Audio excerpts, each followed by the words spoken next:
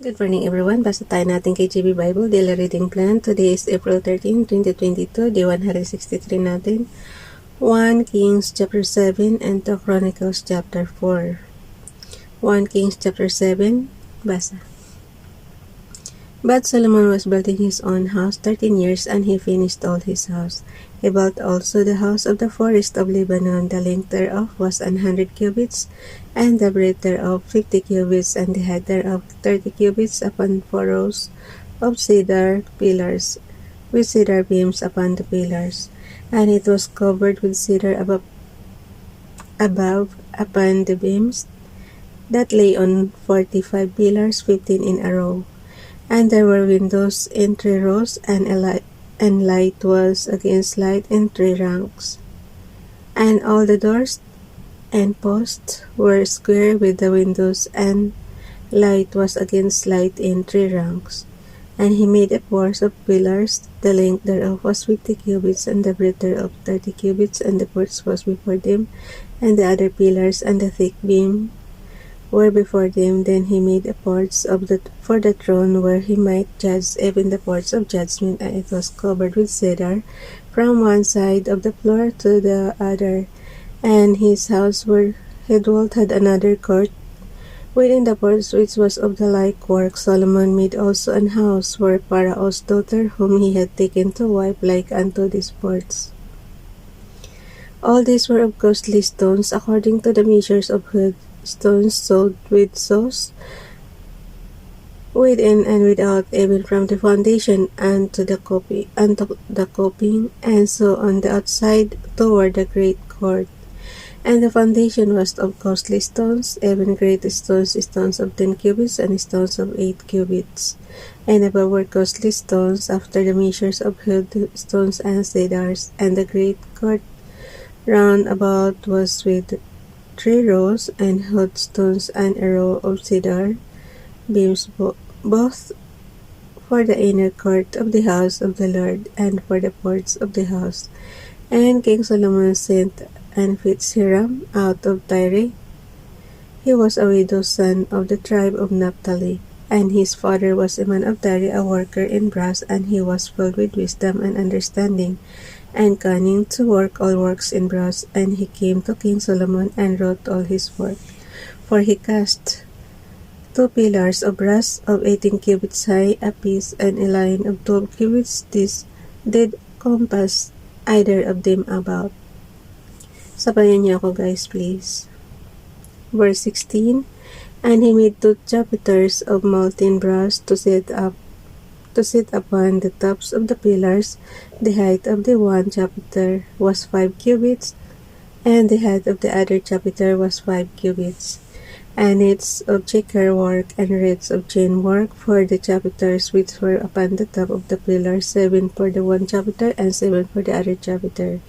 And he made the pillars and 2 rows round about upon the one network, to cover the chapiters that were upon the top with pomegranates, and so did he for the other chapiter. And the chapiters that were upon the top of the pillars were of lily work in the porch for 4 cubits. Verse 20. And the chapiters upon the 2 pillars had pomegranates also above, over against the belly, which was by the network. And the pomegranates were 200 in rows round about upon the other chapiter. And he set up the pillars in the porch of the temple, and set up the right pillar. Alam niyo guys, yung paggawa ng bahay, pang engineering ito eh. So binabasa na lang natin to. Yung mga nagpapagawa ng bahay or ng temple, di ba, pang kung gusto nyong gayahin, di lang kayo sa 1 Kings chapter 7. Ulit tayo, verse 21. And he set up the pillars in the porch of the temple, and he set up the right pillar, and called the name thereof Jachin. Pwede ulitin natin yung verse 20. Okay. Verse 20. And the chapiters upon the 2 pillars had pomegranates also above, over against the belly, which was by the network. And the pomegranates were 200 in rows round about upon the other chapiter. And he set up the pillars in the courts of the temple, and he set up the right pillar, and called the name thereof Jachin, and he set up the left pillar, and called the name thereof Boaz. And upon the top of the pillars was lily work, so was the work of the pillars finished. And he made a molten sea, 10 cubits from the one brim to the other. It was round all about, and his height was 5 cubits, and a line of 30 cubits did compass it round about. Verse 24, and under the brim of it round about there were knobs compassing it, 10 and a cubit, compassing the sea round about. The knobs were cast in toros when it was cast. It stood upon 12 oxen, 3 looking toward the north, and 3 looking toward the west, and 3 east, and the sea was set above upon them, and all their hinder parts were inward. Verse 26, and it was an handbreadth thick, and the brim thereof was wrought like the brim of a cup with flowers of lilies. It contained 2,000 baths. And he made 10 bases of brass. 4 cubits was the length of one base, and 4 cubits the breadth thereof, and 3 cubits the height of it. Verse 28, and the work of the bases was on this manner. They had borders, and the borders were between the ledges, and on the borders that were between the ledges were lions, oxen, and cherubims, and upon the ledges there was a base above, and beneath the lion and oxen were certain additions made of tin work. And every base had 4 brassen wheels and plates of brass, and the 4 corners thereof had under-sitters under the lever were under-sitters molten on the side of every addition. Verse 31, and the mouth of it within the chapiter and above was a cubit, but the mouth thereof was round after the work of the base, a cubit and a half. And also upon the mouth of it were gravings, with their borders 4 square, not round. And under the borders were 4 wheels, and the axletrees of the wheels were joined to the base, and the height of a wheel was a cubit and half a cubit. And the work of the wheels was like the work of a chariot wheel.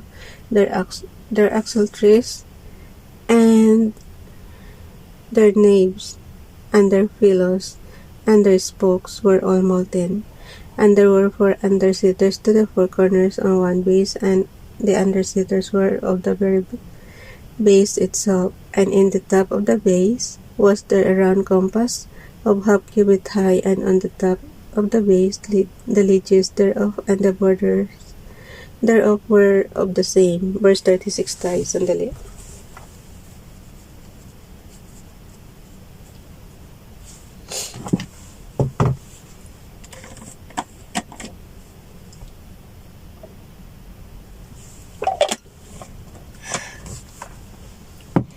Yung kwarto ko, pag mainit, sobrang init. Pag malamig naman, sobrang lamig. Diba? Pinagpapawisan na tayo kagad.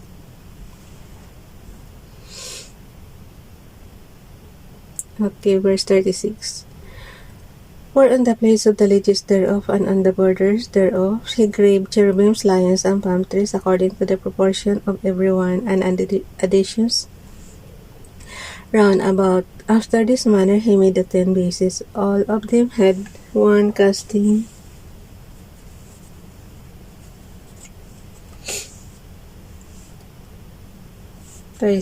After this manner he made 10 bases. All of them had 1 casting, 1 measure, and 1 size. 38. Then made he 10 lavers of brass. 1 laver contained 40 baths, and every laver was 4 cubits, and upon every one of the 10 bases 1 laver. And he put 5 bases on the right side of the house, and 5 on the left side of the house, and he set the seat on the right side of the house eastward over against the south. Verse 40, and Hiram made the lavers and the shovels and the basins, so Hiram made and end of doing all the work that he made King Solomon for the house of the Lord, the two pillars and the two bowls of the chapters that were on the top of the two pillars, and the two networks to cover the two bowls of the chapters which were upon the top of the pillars, and 400 pomegranates for the two network, even 2 rows of pomegranates for one network to cover the two bowls of the chapters that were upon the pillars. 43 and the 10 bases and 10 levers and on the bases and the bases and 1C.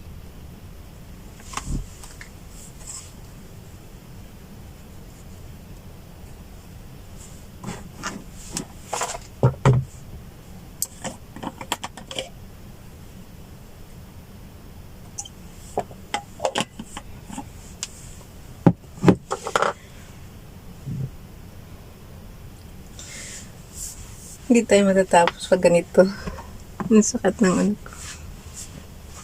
Sweet ko lang ha.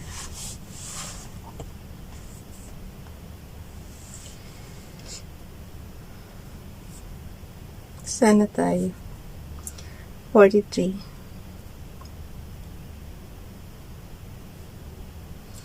And the 10 bases and the 10 bases and the 10 levers on the bases, and 1C and 12 oxen under the sea, and the pots and the shovels and the basins and all these vessels which Hiram made to King Solomon for the house of the Lord were of bright brass. In the plain of Jordan did the king cast them in the clay ground between Succoth and Zartan. And Solomon left all the vessels unweighed, because they were exceeding many, neither was the weight of the brass found out. And Solomon made all the vessels that pertained unto the house of the Lord, the altar of gold, and the table of gold whereupon the shewbread was, and the candlesticks of pure gold, 5 on the right side and 5 on the left, before the oracle with the flowers and the lamps and the tongues of gold, and the bowls and the snuffers and the basins and the spoons and the censers of pure gold. Yaman nila sa gold. And the hinges of gold, both for the doors of the inner house, the most holy place, and for the doors of the house suite of the temple. So was ended all the work the King Solomon made for the house. Verse 51 tayo. So was ended all the work that King Solomon made for the house of the Lord, and Solomon brought in the things which David his father had dedicated, even the silver and the gold and the vessels did he put among the treasures of the house of the Lord.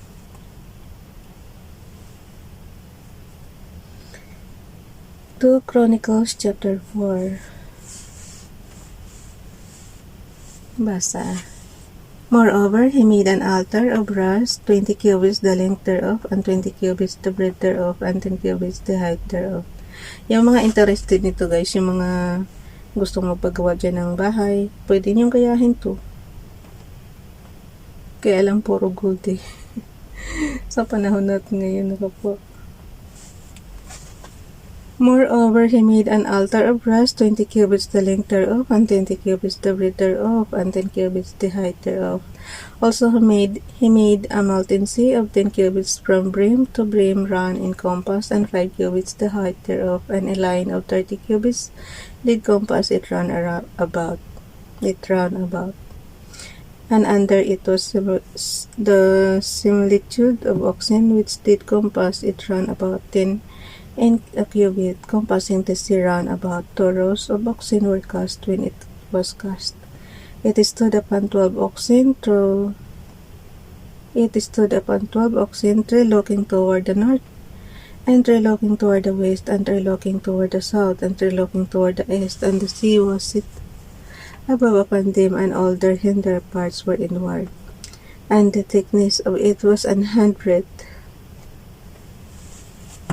Yung pawis ko talaga, grabe na.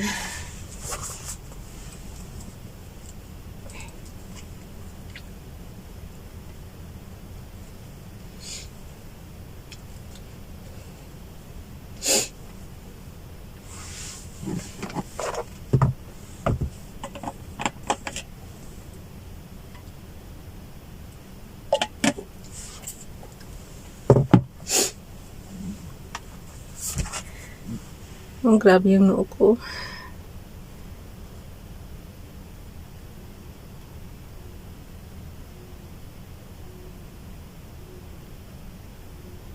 Sana tayo.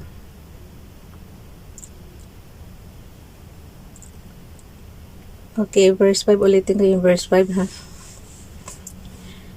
So, Chronicles chapter 4 verse 5, and the thickness of it was an handbreadth, and the brim of it like the work of the brim of a cup with flowers of lilies, and it received and held 3,000 baths. He made also 10 lavers, and put 5 on the right hand and 5 on the left to wash in them. Such things as they offered for the burnt offering, they washed in them, but the sea was for the priest to wash in. And he made 10 candlesticks of gold according to their form, and set them in the temple, 5 on the right hand and 5 on the left. He made also 10 tables, and placed them in the temple, 5 on the right side and 5 on the left. And he made 100 basins of gold. Furthermore, he made the court of the priest and the great court, and doors for the court, and overlaid the doors of them with brass. And he set the sea on the right side of the east, and over against the south. And Hiram made the pots of the shovels and the basins, and Hiram made finish the work that he was to make for King Solomon for the house of God. Verse 12 tayo sandali.